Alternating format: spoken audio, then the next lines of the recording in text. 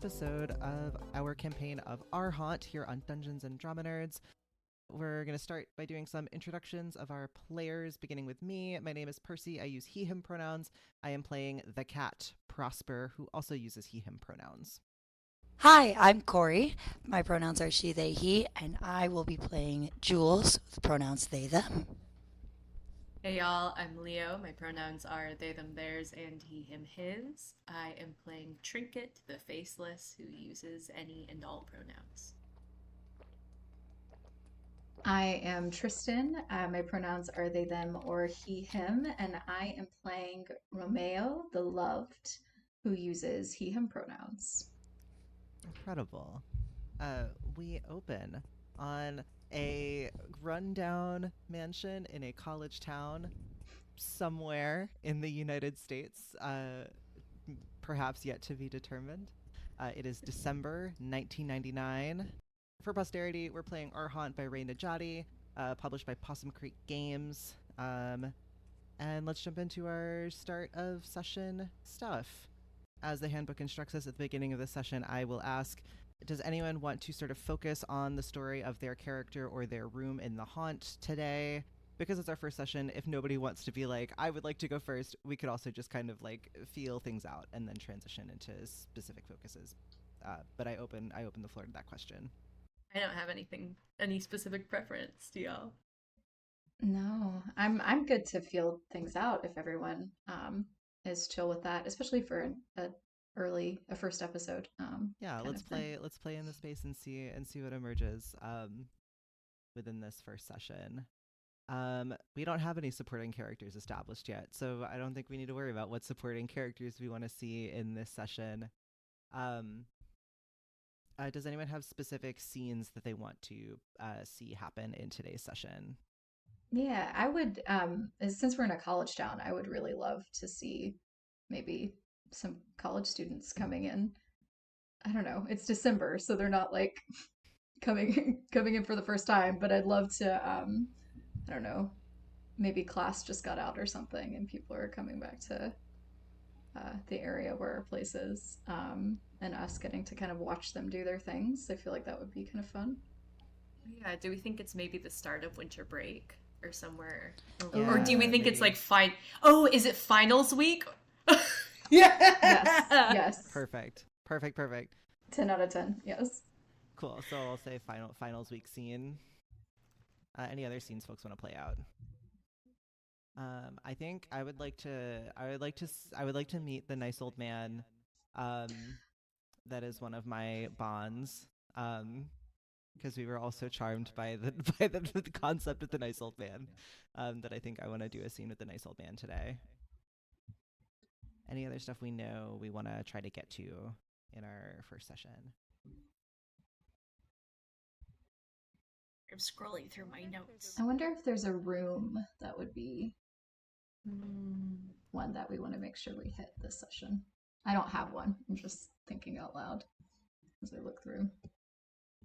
Yeah, our 4 rooms are the basement, the parlor, the garden, and the attic. Where do we think people gather to study in the parlor? Like, do we think that's where the concentration of people will be during finals week? Yeah, I think we could definitely put that finals week scene in the parlor. Are there any of the unsolvable problems that we're interested in maybe starting to explore? I'm so excited. With the parlor in particular, or In any of the rooms.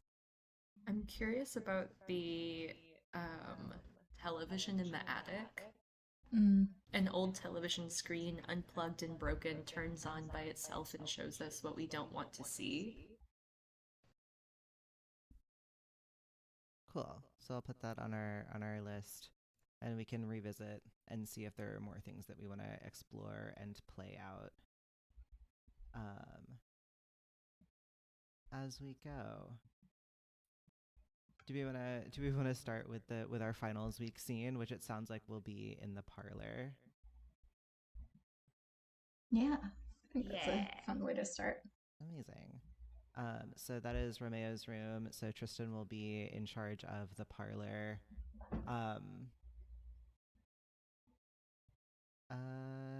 Who of our characters is going to be watching these students study for finals? I think I can watch, and I'm assuming at least one of these students is probably drinking while they're studying because responsible, and I'm going to be trying to grab it and not able to. He's really fucking pissed. Incredible. Okay. So Jules is going to be in the scene. Leo, do you want to be a student supporting character, or do you want to be Trinket? I'll be a student for this one. Okay. I think maybe I'll also be a student, and Tristan, you can be a student too, in addition to parloring, if you feel good about that. Oh, absolutely. Incredible. Very fun. So we know who's in the scene. We know it's going to be Jules, and we know that the rest of us are going to play some students, and we're in the parlor. And we know that the scene is about students studying for finals week, and I think, Kory, I feel you can discover Jules's agita. Is it within my role here to give us like a mood setting? I would love that. Bring us in. Cool, great.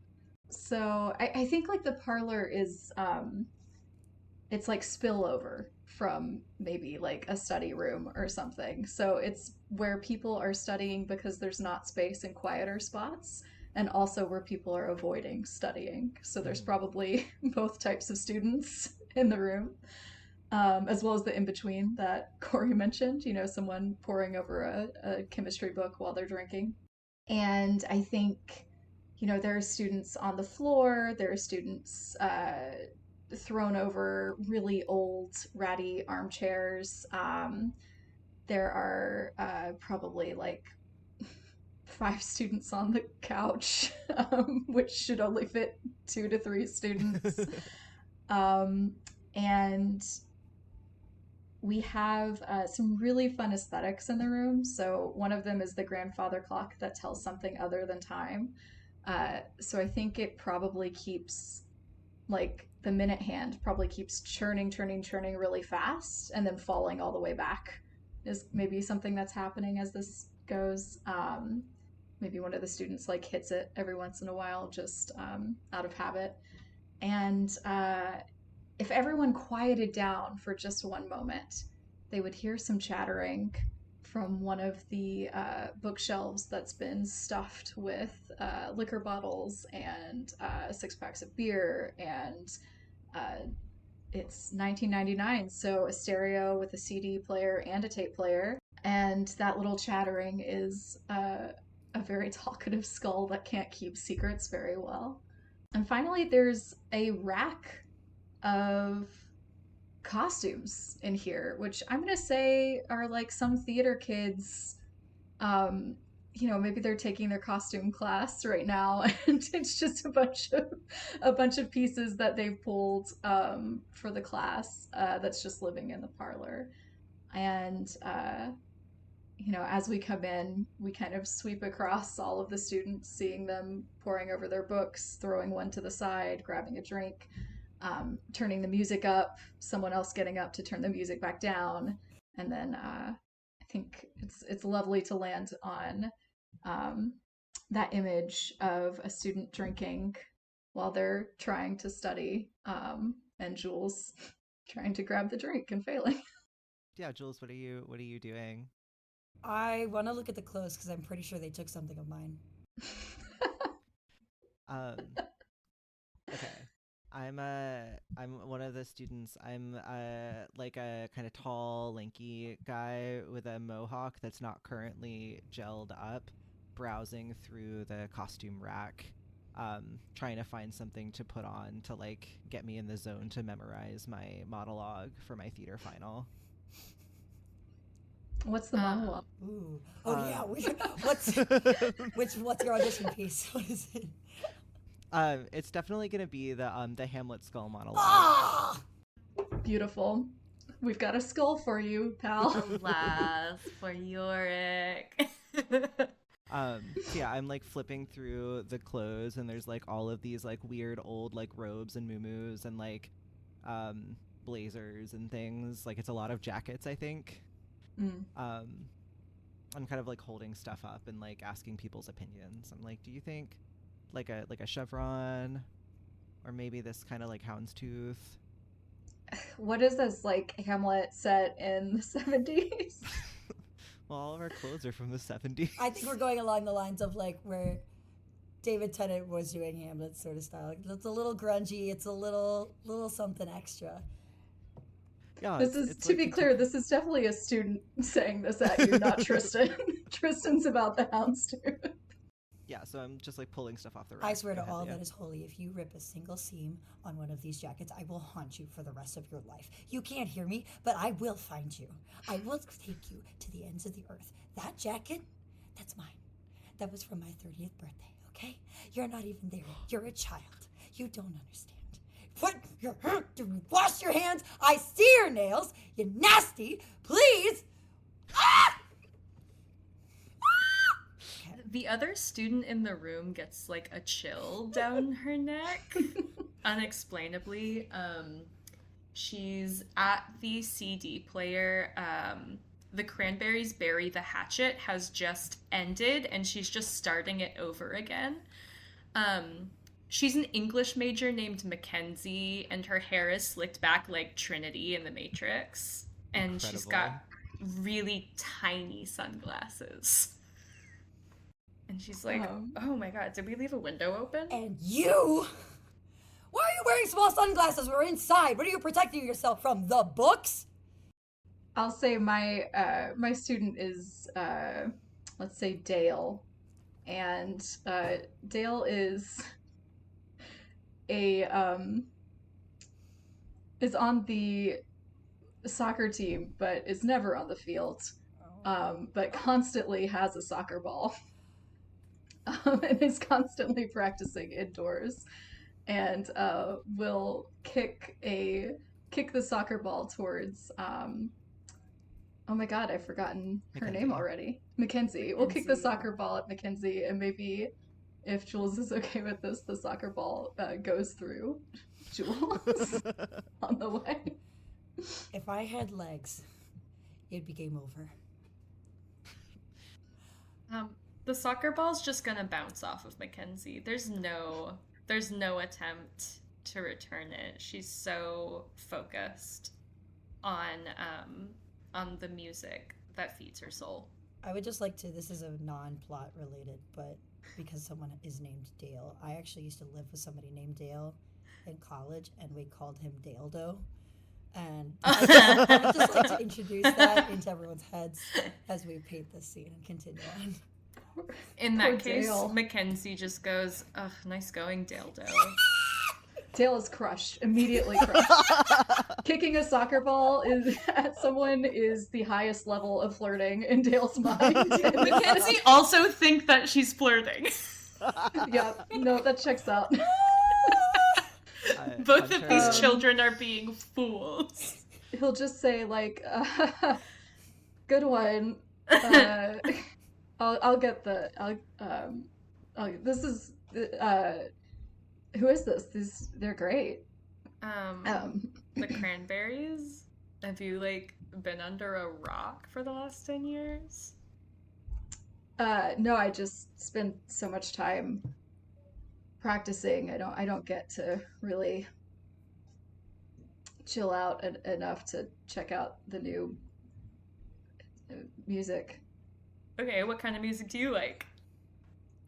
Whatever coach tells me to listen to, honestly.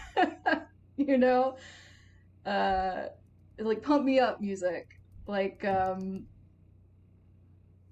don't know. So what? You're an English lit major, right? Would you guys stop Yeah. making out and tell me what jacket I should wear for Oh my my god, theater we're not final? making Get your hands off my coat! I pull out. My name is Hunter. I'm a theater major. And I pull out. Kory, what would be like Jules's absolute favorite thing on this rack? What does it look like? I want to say it's a jean jacket with patches and badges on it. What kind of patches? It like bands? Yeah. Incredible. I pull it out and I'm like, oh my god, this is like vintage. Like Vintage? No! You know what's... Ooh, you know what is vintage? The hair follicles on your head that you keep shaving down to oblivion and are never gonna grow back. That is vintage. This is a timeless classic. And you would know that if you actually paid attention instead of inhaling all the fumes from your hair dye all the time. But no! Don't you fucking touch it. Oh, if I could just... One of these days, these fingers are going to work again, and it will be game over for you and your 5 strands of hair. I put the jacket on. I'm like, it is kind of cold in here, actually. Do you guys feel that? Mackenzie goes over and is like inspecting the patches and is like, oh my god, the slits, x-ray specs, and is like finding all of the like cool girl groups on here and is like very into it and is also very obviously like rubbing biceps a little bit and like looking back over at Dale to see how Dale is reacting. Dale is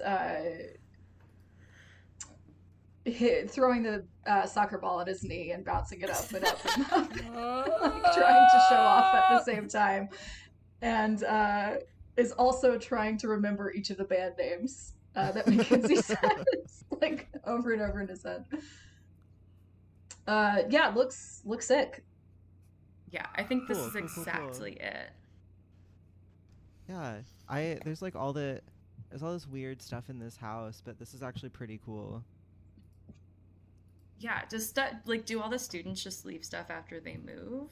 Yeah, I guess so. I don't know where all of it came from, but like, landlord said that it was like ours. Whatever's in the house is just ours.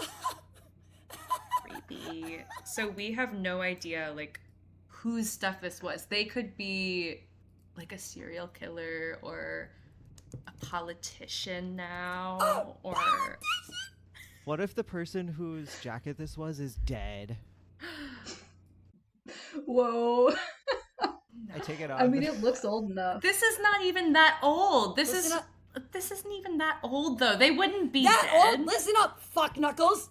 If you had decided to study history instead of English or whatever the fuck, soccer, football, that's not a course you can study. If you'd actually learned about history, it is not that long ago. Thank you so much.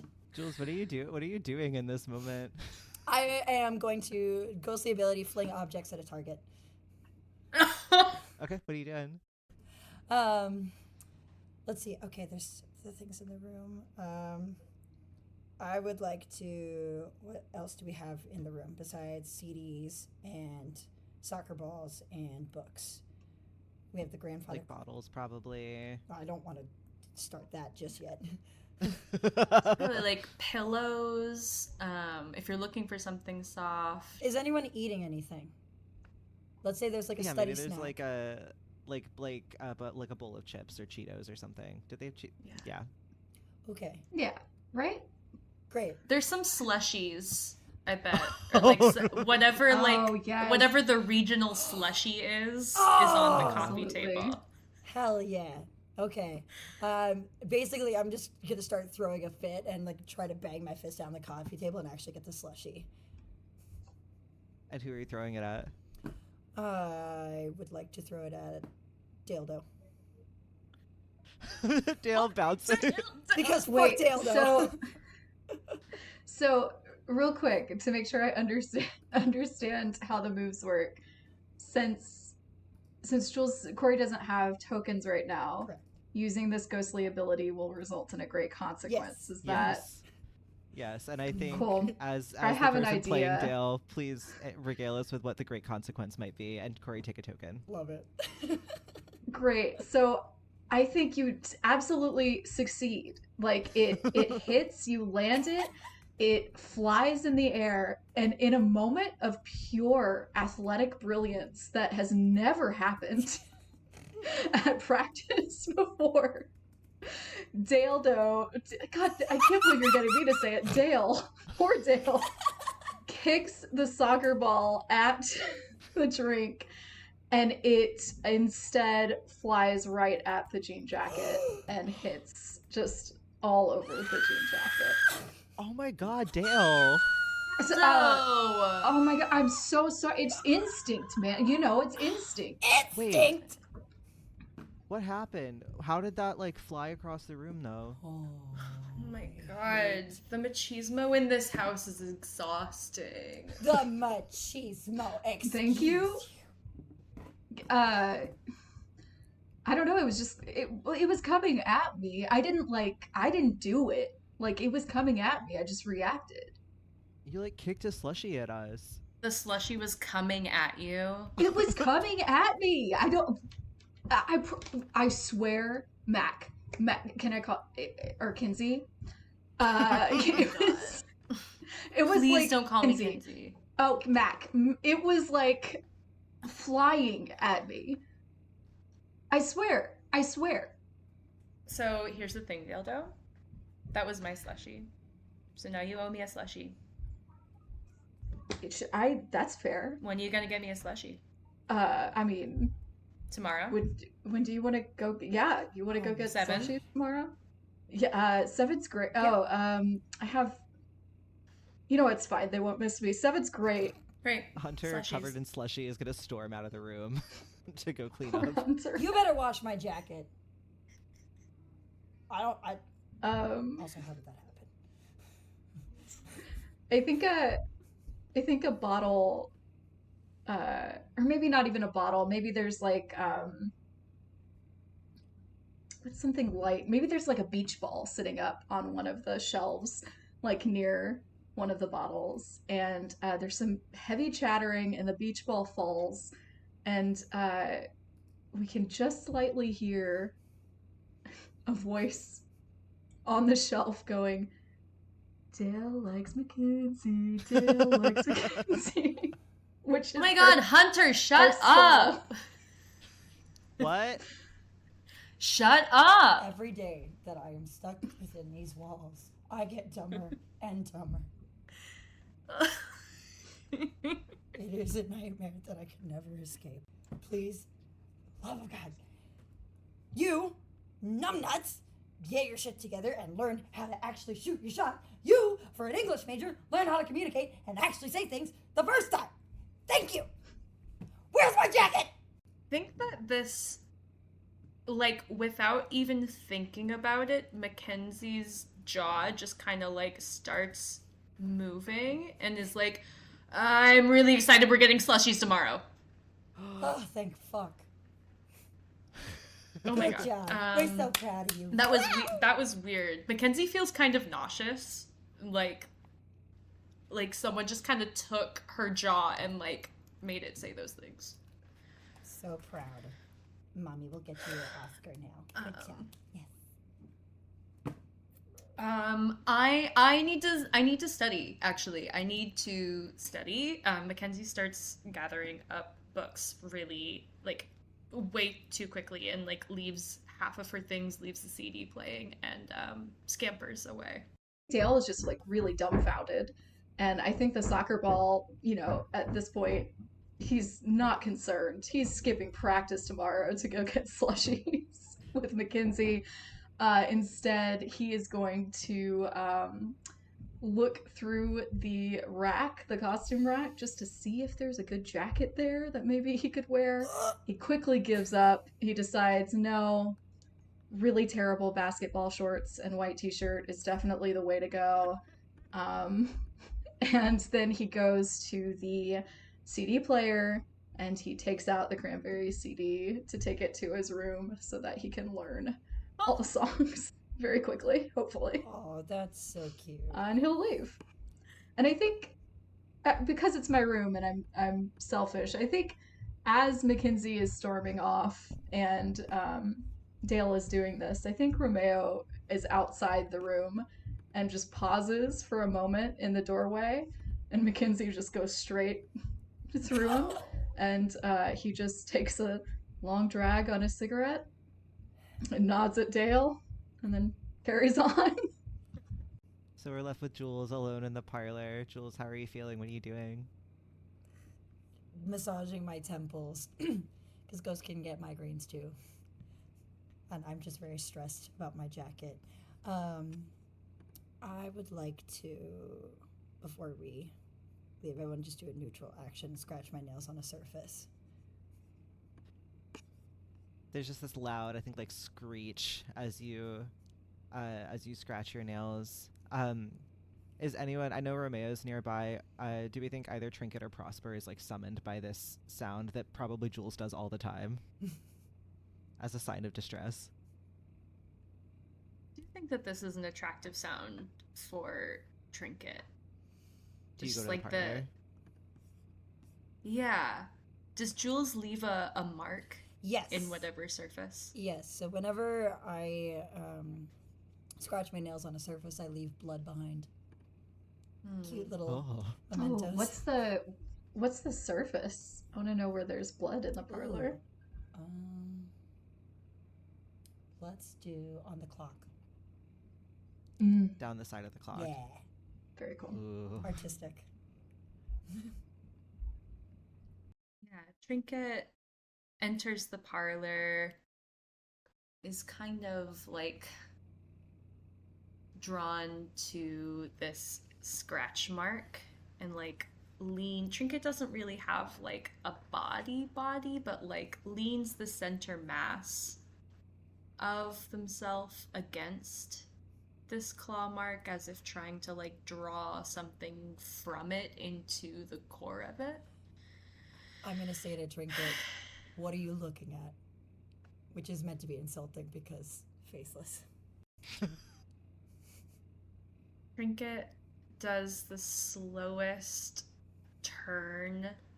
Like the back and the front aren't really that distinguishable from each other, but you can kind of tell which is which. And so there's a very slow turn of Trinket's front toward Jules.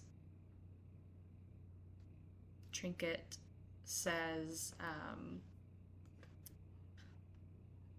it's just nice to feel what you feel. Nice to try to feel what you feel. Feels bright.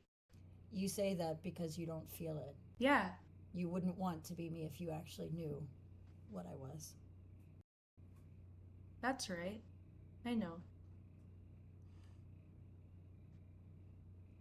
The young ones were here again. Unfortunately, You don't like them very much. they ruin things, they damage things, and they make a mess. And you don't? Look what you've done to the clock. I'll clean it up. Okay. I think Trinket is going to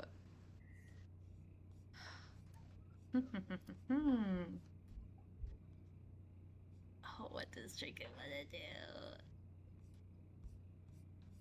I think Trinket's going to try.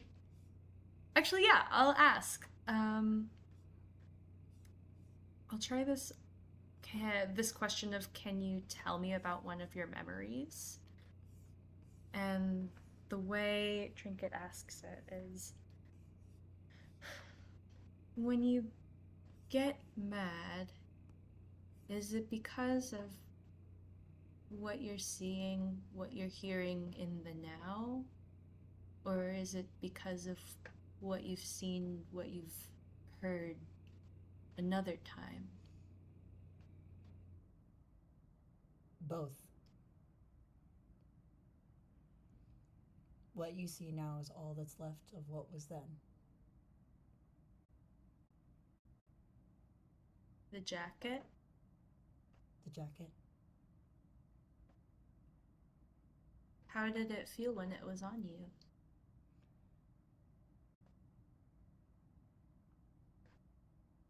Like home.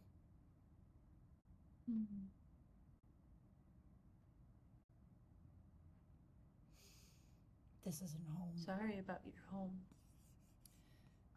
Me too. Me too. I bet we could get them to bring it down to the basement, give it a wash. We'll see. Okay. I don't trust it, but we'll see. I'll switch it to the gentle cycle if they don't put it in right. Okay. Thank you. I think it's going to just sort of softly start to float away, but looks around for small things like coins or like earring backs. If there's like a chip that fell on the floor, little things that like people don't even realize that they've left behind, and just gathers a couple of them up, and then I think just drops through the floor back into the basement. I think at this moment, Hunter comes back downstairs from cleaning up from the slushy in the bathroom. And there are a bunch of wet patches on the denim jacket from where he like tried to scrub the slushy out in the sink. And you just see him come in and hang it back up and kind of hang it on the outside part of the clothing rack to dry. I'm just gonna sit and try to touch the jacket, but this time I can't actually make contact with it. I think we fade on the image of Jules kind of melting away, and we just see this jacket kind of rustling a little bit. Like just the tiniest bit of movement. And I think it's a good place to end that scene. Yeah, that was big Sad feels, ghost, y'all. sad Good job. Sad ghost. So maybe we cut to Prosper and the nice old man. My question, who do we think this nice old man is, and why is he spending time in this house? My pitch is maybe he's the landlord. Yeah, I think that makes sense. But it could be someone else. No, I think that's cute. Apologies in advance to Ben Ferber for spreading a nice landlord propaganda. Oh no, he's gonna be so Well, mad. I have a pitch if we want to avoid nice landlord is Yeah. like there could either be like a property manager type person who Mhm. isn't like the landlord, but has, because a lot of college students are staying here, is like kind of in charge of making sure things are okay. Mhm. And or like someone who fixes up the house when something really bad is like someone's punched through a wall. Oh, This I is like the guy that, who like shows the up. handyman. Yeah, yeah. Aw. That's very good. That's way better than nice landlord. We avoid- win this yeah, time, Ben. We don't have to disappoint Ben and the people. My other question is, what is the photograph on the wall that he's looking at? Ooh. Is there a wall of like photos of like past students who have stayed here, or like classes? Yeah, maybe like each like year. a bunch of old fraternity like class portraits, like those big Mhm. ones with all of the individual headshots in them. Yeah, yeah. So maybe something like that. Okay, cool. Maybe in like the main kind of, well, I don't necessarily want to put another scene like back to back in the parlor, but maybe we can just say this is in like the main hallway for now. Yeah. That's okay. Okay, cool. Okay. The foyer. Does anyone want to be the nice old man? I'm happy to do it if no one like really, really wants to be the nice old man. Go for it. Tristan, nice old man, you're cast. Put my hands behind my back and pull my pants up. So we open on the kind of foyer entranceway of the house. Um, and what's the nice old man up to? Why is he in the house today? I think maybe what I said when pitching the handyman thing, like maybe someone has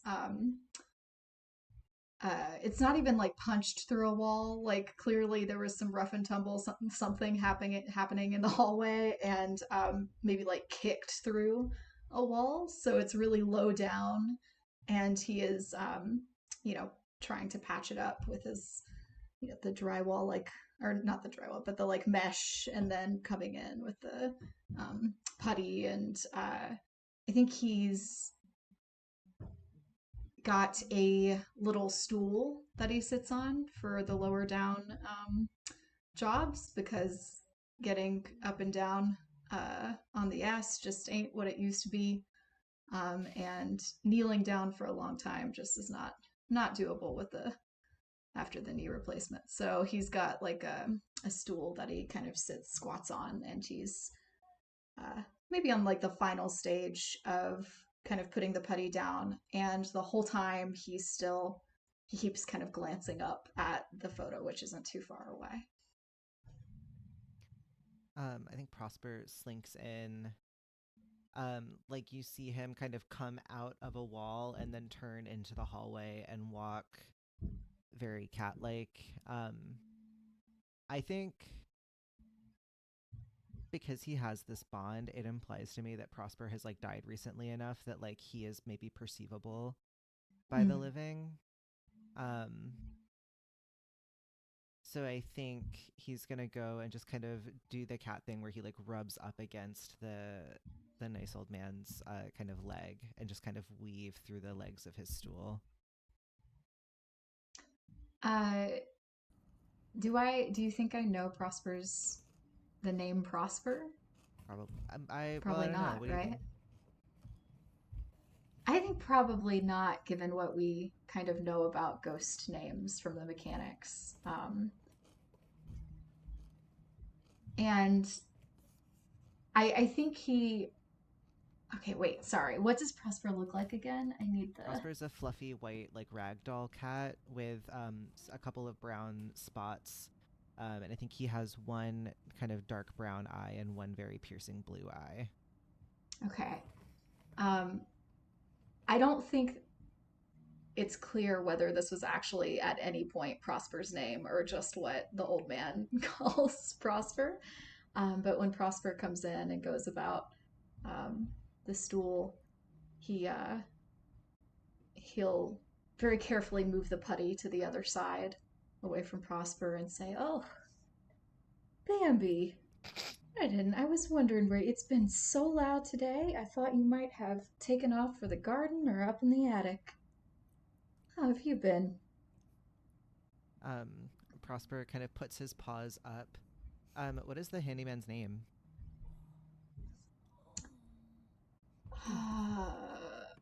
The first name that came to me was Elliot, so let's just keep it. Let's say Elliot. He puts his paws up on Elliot's leg, like kind of does like a big stretch, kind of asking permission with a tilt of his head and a little like burp. That's not a good cat noise. I can't get that high anymore. Like a little chirp, like a little cat chirp. Like big stretch, big stretch. Yeah, come on up, little fella. Here, let me wait 1 second, and then he'll put the kind of putty knife back into the tub and put it to the side and say, "Oh, come on up." I come up and I curl up in his lap. He'll just kind of absent-mindedly pet you, and kind of, I think there's also a tiny bucket of paint that he knows he's going to have to get to at some point, but is not really concerned about doing it right now. And just keep looking at the photo now that he is able to give it his full attention. Yeah, I think Prosper is going to like twist kind of onto his back, kind of showing his belly. And I'll use the vulnerable move, reveal your open desire for affection, or show your open desire for affection. He'll laugh and say, "You're not now. You trying to trick me there, Bambi? Is this a trick? I'm putting my trust in you, little guy. And he'll try to pat your tummy And I will carefully. immediately overstep my bounds and like grab his hand and start kind of playfully biting him. I knew it. I knew it was too good to be true.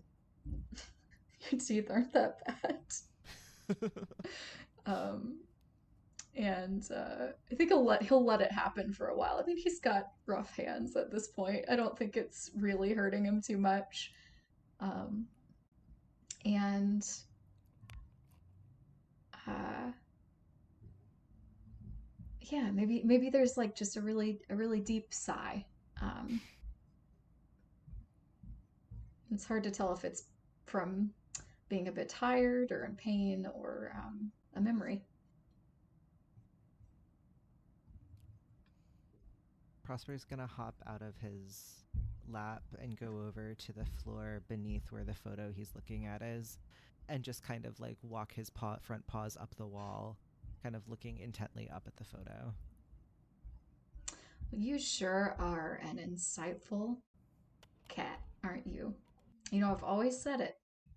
I've always said it. You are the one who just always seems to know what's going on. I can't put my finger on it, but I feel like if we tried hard at it, maybe we could talk to each other. I just kind of stare impassively at him.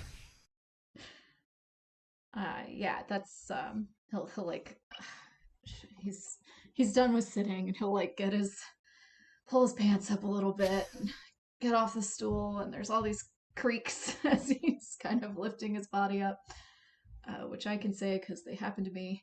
And he'll kind of he'll go for the hands behind the back posture and come on over and look down, kind of give like a "do you want up" kind of gesture that's very uncertain. I don't think they've done this before, so he's very uncertain if Prosper will want up. I think Prosper thinks for a moment about it and then not runs, but kind of moves with a lot of purpose out of the room.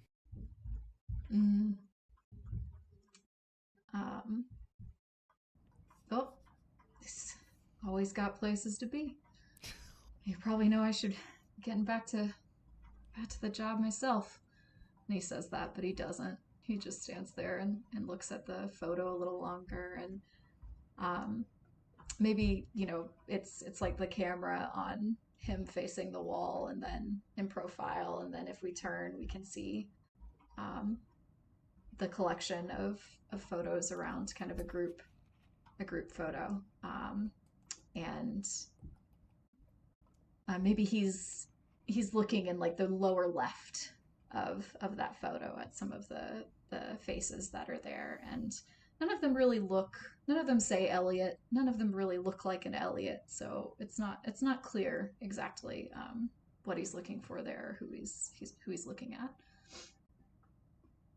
Can I ask a couple questions? Yeah. Does Elliot have pets at home? Ooh. Let's say no. I think maybe there's always been like a house cat or something. Like there's always been some kind of pet around. And maybe he's worked here for a really long time. And so he feels a camaraderie for maybe any pets that are here, but he's never had one of his own at home. Is there a door or a window nearby in this hallway? Why not? I say yes. Maybe it's what if it's the entrance hallway? So there's like the front door, and then the long hallway with all the rooms to the side, and then maybe at the very end there's also a window that's kind of been cracked open while some kid was like smoking a joint. Yeah. I think maybe Elliot might hear some gentle tapping against the window at the end of the hallway, and just a really soft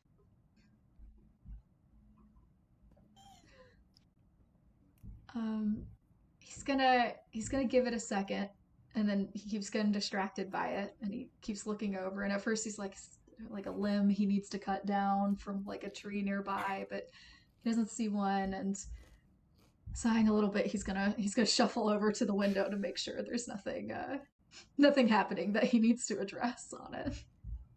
When he gets close enough to the window, I think he starts to see two little orange paws with some pink beans on them, just doing that like fast pat against the window.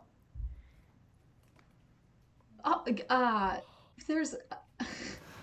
He's gonna open the window up as high as he can, and he's gonna like stick his head out and be like, "Has Bambi been? I thought Bambi might not be spry enough to be making kittens anymore."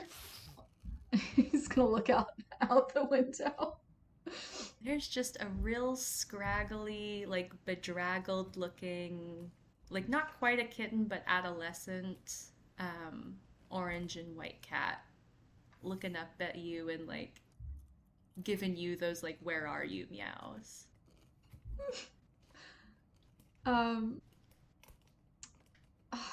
Where did you come from? You're too old for there to probably be more of you about. And he's gonna look about, and then I think there's a big uncertainty in him on what the right move here is. But I think eventually he's going to reach down and try to lift the cat up by the scruff of its neck and see if he can carefully pull it into the house and hopefully into his arms, if it will let it happen, but at least get it in the house and out of the cold outside. Going to influence that with the sound of just college kids outside and glass breaking. Yeah, great. Yes. It's like, let's get you in here.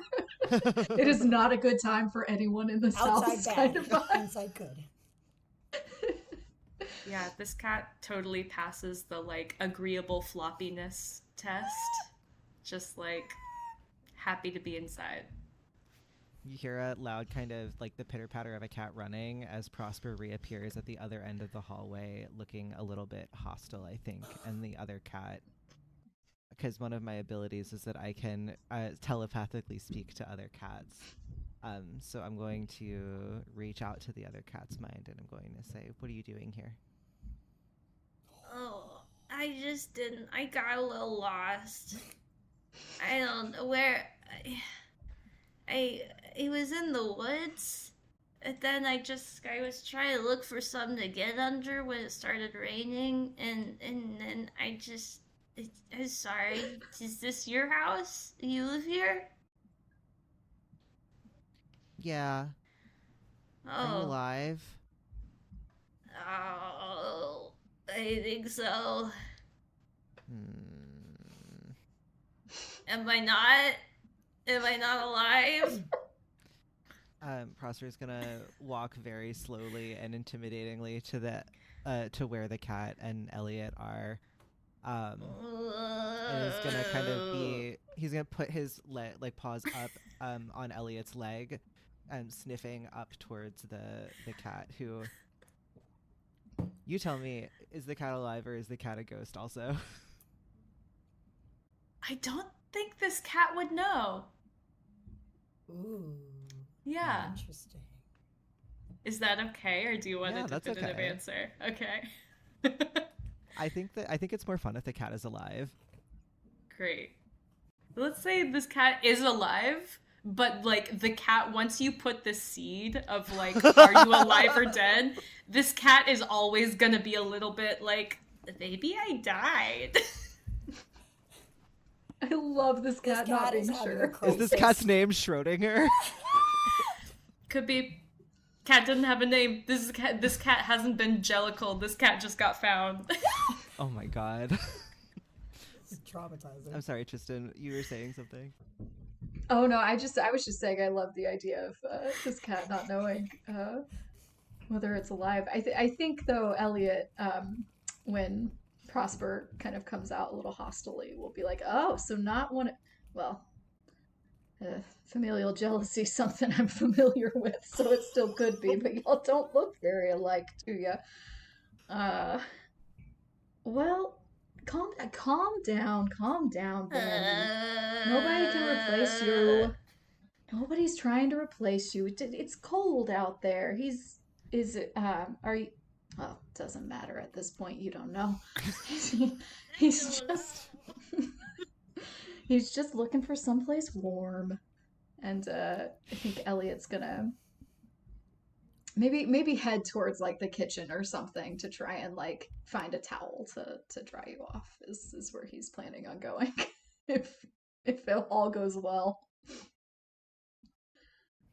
Prosper's like following along and kind of screaming into the other cats, like, "What's your agenda? What are you trying to do?" Hey, what's an agenda? I'm a boy. I did the baby! You promise you're only trying to be inside, not outside? I guess like outside's kind of rough. It's just Yes. kind of rough. It's just kind of rough out there. And you just want to be safe? Yeah. Are you safe in here? Yeah. And maybe there's enough room for two of us.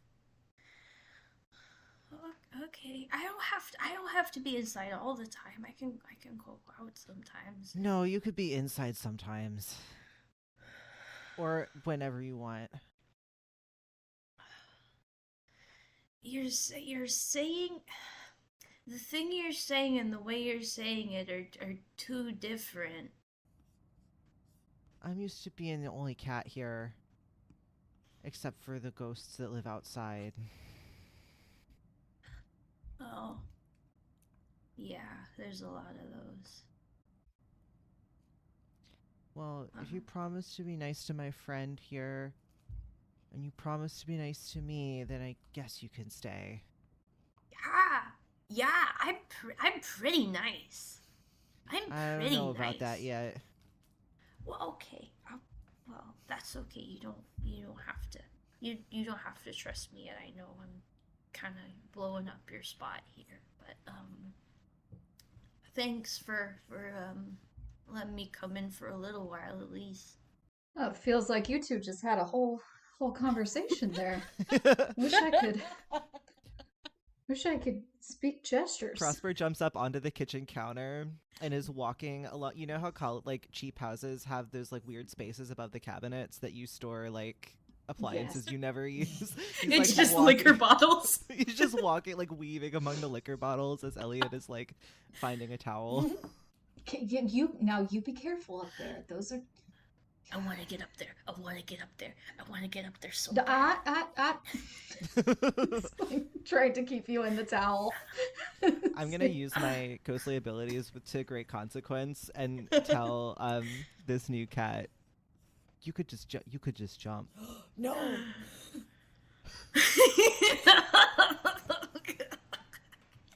This cat. How tightly does Elliot have this cat in the towel? I mean, I think the answer is not tight enough. No. Yeah.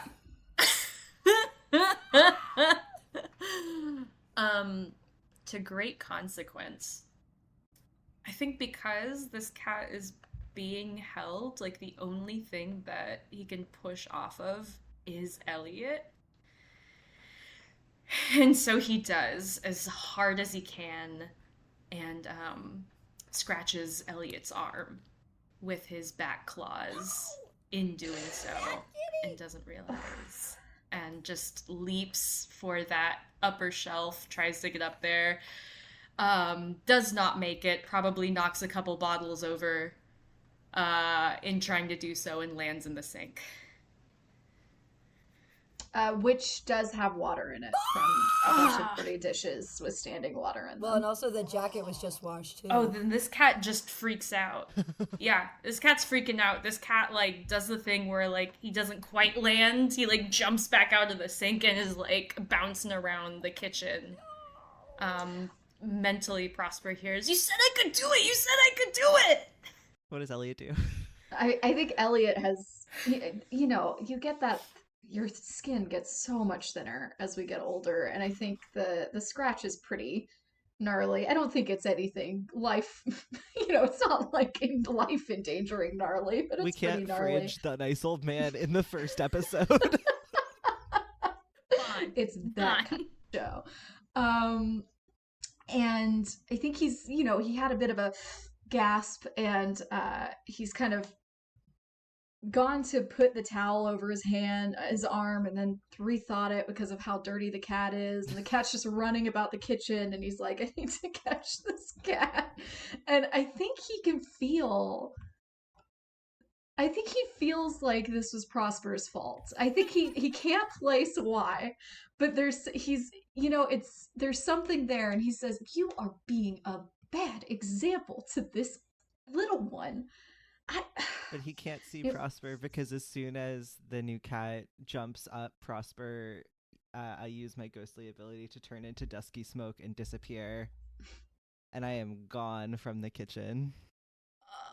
But the other cat just sees my little head poking around like the through the doorway of the kitchen, and I do a little like sassy wiggle, and then I run up the stairs. I think maybe another consequence of this is that if Elliot can catch the cat, which maybe some college students come in and help out even, like at some point, I think the cat does not start life in this house. I think the cat goes home with Elliot for a little while. And then maybe visits or makes its way to living at the house at some point. But I think Elliot looks at those glass bottles that had fallen, looks at those dirty dishes in that sink, thinks about how weird Bambi was being about it. Is like, let's take this little guy home for a little while. Oh, I was thinking about closing on like the image of Elliot and a couple of college students trying to catch this cat in the kitchen. But if there's anything you wanted to add to the scene, I'd love to hear it. No, I was also gonna close on like eventually this cat gets tuckered out and like really gets as far into a corner as possible and is a much less trusting cat than he was just 5 minutes ago. Fair. I'm gonna catch another cat. I'm gonna catch him. I'm gonna fight him again. I'm gonna catch him. You just hear a little whisper of, no, you're not.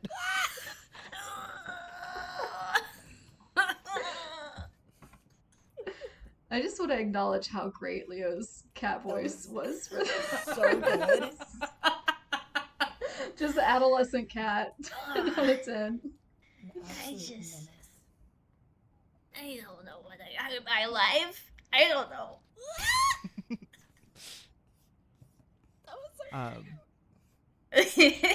I think that feels like a good closing to the scene, and also a good closing to our first episode. But we will return to these characters and to our haunt in episode 2. Dungeons and Drama Nerds is produced by Percival Hornak and Nicholas Orvis, and this episode was mixed and edited by Percival Hornak. Our core ensemble are Todd Backus, Jovane Caamano, Anthony Sertel Dean, Christopher Diercksen, Ben Ferber, Kory Flores, Mieko Gavia, Tess Huth, Romana Isabella, John Johnson, CJ Linton, C. Meaks Meaker, Leo Mock, Phan, and Tristan B. Willis. Our game of Nedjadi's Our Haunt features Percival Hornak as Prosper, Kory Flores as Jules, Leo Mock as Trinket, and Tristan B. Willis as Romeo. If you'd like to help us continue exploring the intersections of theater and tabletop role-playing games, consider leaving us a review on your podcast app of choice or supporting us, and getting access to our patron-only bonus content at patreon.com/dungeonsanddramanerds. You can find our social media and website links, including our cast bios, at the link tree in our show notes. And be sure to tune in soon for another episode of Dungeons and Drama Nerds.